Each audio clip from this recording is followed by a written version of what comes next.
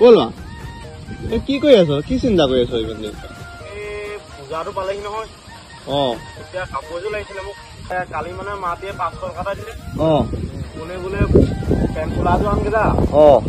তাৰপিছতে মইতো পটককে গলো বিশাল মাৰ্কেটলৈ আমাৰ যোৰহাটত হয় নি